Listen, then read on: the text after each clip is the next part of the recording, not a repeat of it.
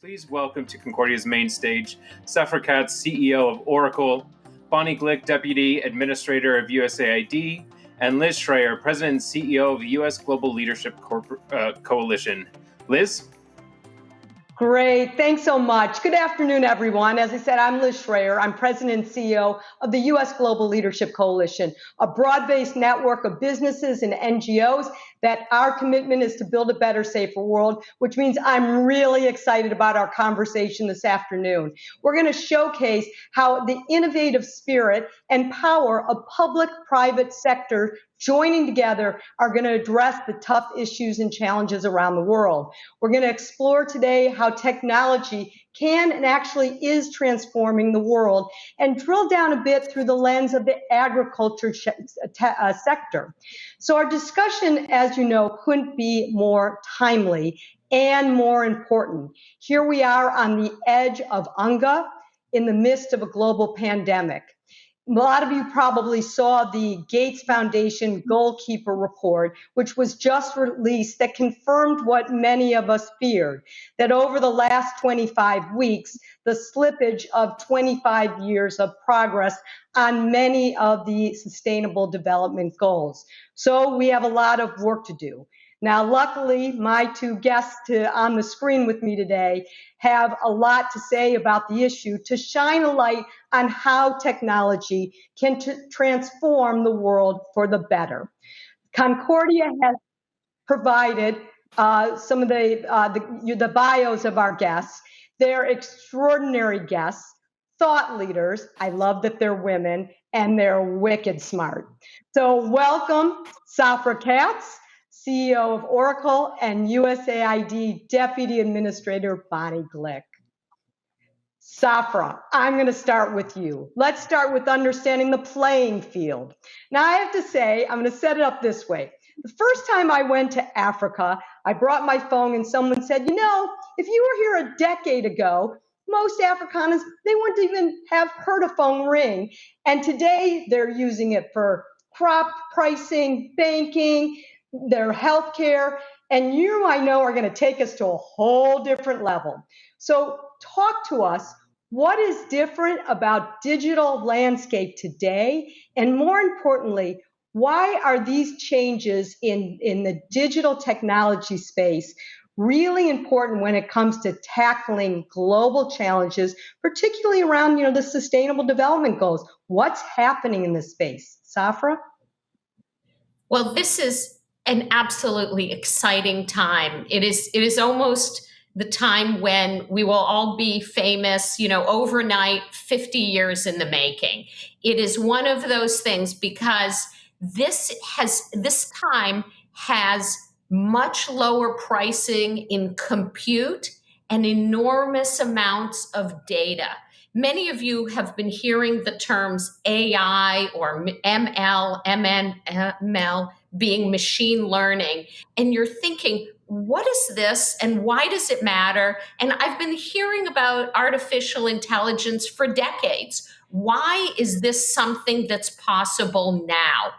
And that is because of the advent of the cloud. And what is the cloud? For many of you, you're wondering, you know that it's not actually in the sky. What the cloud is are data centers which are benefiting from massive economies of scale, which are accessible without large investments of capital. And they're available, which means that computing and computers are available immediately and are very accessible at low prices. Simultaneously, we've all gotten very used to large amounts of data becoming available, whether it's from crops or satellites or government databases, every little sensor, whether it's on your hand or measuring how much water is in the field. All of those things are generating huge, huge amounts of data. And when you bring together large amounts of data and very inexpensive compute capability, you unlock an ability to make better decisions. You see, technology is actually not interesting for just technology, unless you're in that business. Really, why it matters to the developed and the developing world is because they have to make decisions based on information. And you want to have the newest, clearest information for all the decision makers to make those choices, whether they're governments or they're all the way down to the farm. And that's what's different now. And it's an exciting time. Fantastic. I want to come back to you, but let me get Bonnie in this. USAID launched for the first time this year a digital strategy, placing digital really at the center of your work in hopes, as I understand it, leapfrogging development advances in some of the poorest settings in the world. So, Bonnie, why this strategy? And I guess more importantly, how is it making a difference, particularly in the ag sector? Liz, thanks for asking a really thoughtful question about the use of digital technology. And Safra, thank you so much for introducing the concept of AI and collection of data and data analytics. These days, when we talk about self-reliance in a country, in a society, we know that that can't happen without a deliberate focus on strengthening open, inclusive, and secure digital ecosystems in countries where USAID works. And we work in over 80 countries around the world. And this is true in all sectors, including agriculture. So we at USAID, the U.S. Agency for International Development, we're rethinking our work by using a combination of mobile phones, low-cost data collection applications that Safra was talking about, with built-in analytics, sometimes complex machine learning tools that are driven by artificial intelligence or high-resolution geospatial imagery, and the power of big data, which now is accessible to more and more people. We emphasized this approach in our first ever agency-wide digital strategy, and we released that in April of this year. It charts the way our agency is looking at the vision for development and humanitarian assistance in the world's rapidly evolving digital landscape. The shift for us is historic. And it's significant in our own operations, not just in the way that we deliver assistance. People in developing countries aren't just seeing our assistance in the form of food and water donations or governance programs anymore. They're seeing our work directly on their mobile devices. USAID's role has expanded beyond just ensuring that a country can sustain itself by addressing how emerging market countries can leapfrog technology gaps, as you mentioned, Liz, and begin using leading technologies like 5G, artificial intelligence, predictive analytics, and eventually quantum computing. One of the critical components of our digital strategy implementation is what I like to call digital by default. We're now mandating that, among other things, all programmatic data be collected and transmitted digitally. It gives us an enormous database of information from which we can draw conclusions and from which we can plan, as Safra said, so that we can make better decisions. So if you look at agriculture specifically, technology gives us a range of opportunities to strengthen the productivity, resilience, and empowerment of smallholder farmers in countries where USAID works. Farmers can introduce proven digital technologies into their operations and across their food systems, and digital technology is critical to meeting the global challenges that we see of producing more food more efficiently with less land and less water and better nutritional outcomes on more affordable equipment. We know, and we saw this as you referenced earlier, Liz, in the Gates report, that food security is something that is a pressing problem on all of us. And it usually doesn't get enough focus, especially considering the severity of the situation. But because of COVID-19, we're now seeing that over 100 million people are in danger of food insecurity this year alone. This puts us now decades behind the progress that we've made in development successes over the last dozen years, and it happened almost overnight. But this crisis can also present an opportunity, and we see the chance for technology and partnership with private sector companies to be the great equalizer in the course of this crisis. Technology can, and it does, save lives, whether it's providing touchless transactions to reduce the spread of disease or online cash transfers for those who are in the greatest need. So I'm really proud to see what we're doing at USAID at this moment in history to be on the forefront of introducing new and efficient ways to boost agricultural productivity through crop and livestock research on new varieties and new agricultural practices. That's awesome. Well, let's pick up on your last part, this opportunities, and let's try to get a little more real of examples. Safra, you and I were talking recently about some of the challenges and the opportunities when you get to the developing world.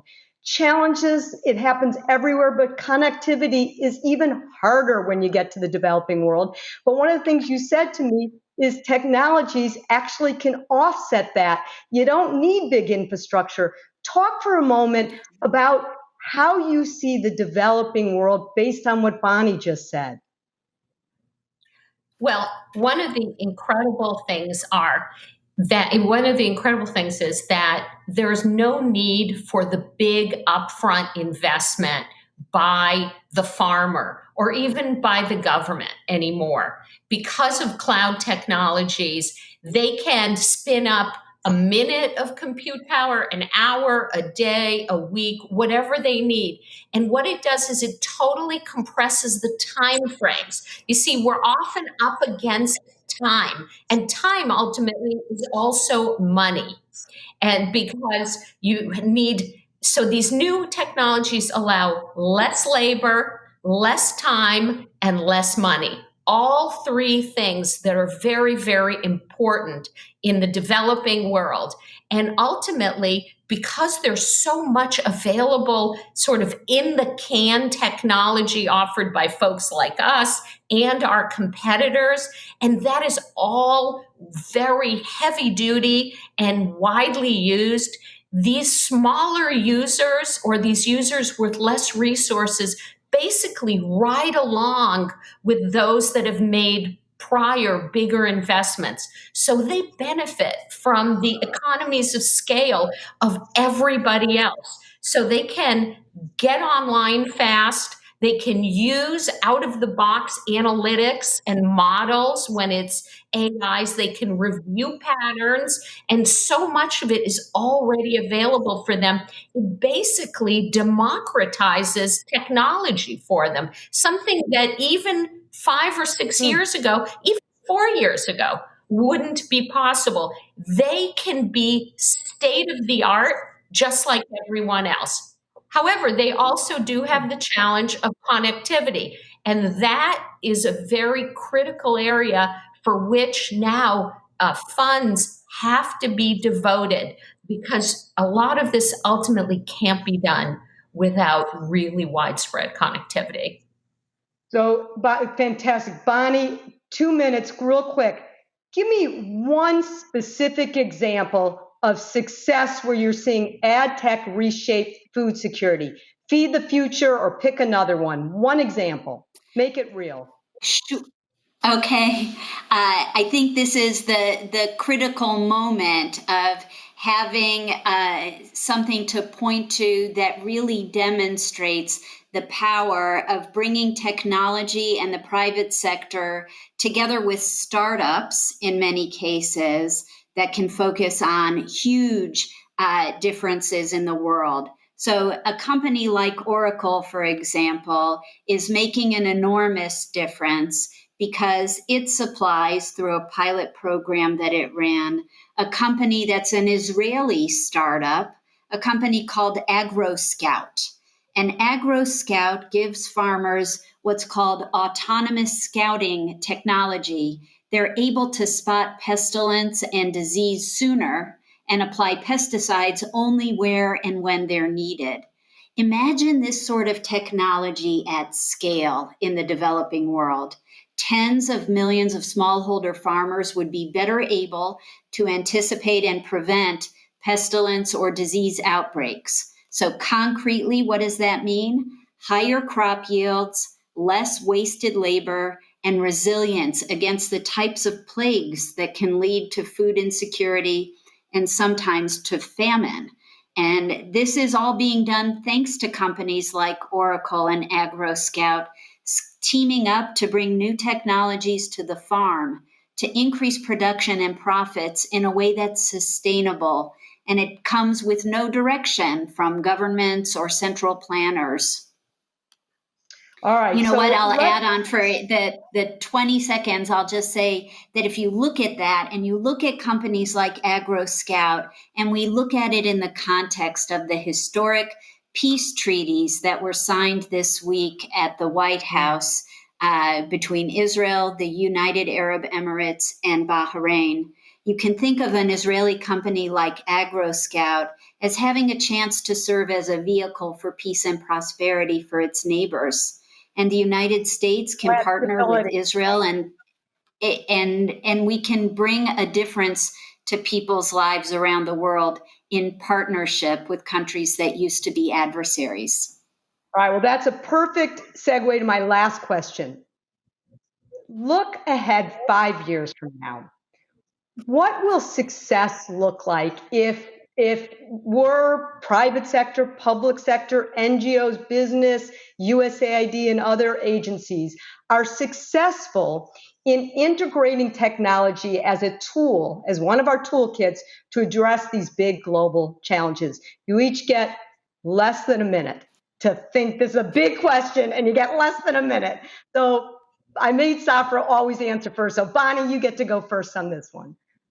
Safra gets okay, and I'll go real fast. We're at, I would say, a critical juncture in international development where we cannot go back to doing business the way we used to. Digital innovations allow us to blaze a new path forward toward an era where technology is the key component of foreign assistance, and the only way we can get there is through private sector engagement. We'll go from theory and toward being data-driven, and we'll look at reality, and we're so excited to be in that place. It's funny because I bet a lot of people in the audience were wondering at the beginning of this conversation why the deputy administrator of a development agency is sitting here on stage with the CEO of one of the world's greatest technology companies. And it's plain and simple. Success for us looks very clearly like a defined, expanded, and more fruitful series of partnerships with the private sector. Fantastic. Safra, what does success look like in this space? I think success is all of these developing countries ultimately really conquer food insecurity. And what we have as our saying is do more, spend less doing it, release resources to advance your countries, and make sure everybody's got food on their plate, on all their plates all the time. And that's real success. Doing more, making better decisions, and spending less, being safe. I feel like this conversation was remarkable, but too short. And what I conclude from this is ag tech overall, can clearly be a transformational tool in solving big global challenges. I know I want to hear more from Bonnie, from Safra as this conversation continue. So on behalf of Concordia and all those that are listening, Safra, Bonnie, thank you for not only being with us today, but for sharing your spirit, your values, and your smarts, as I said, for doing what I said at the upfront, being part of building that better, safer, more prosperous world. Thank you for joining us today. Thank you so much.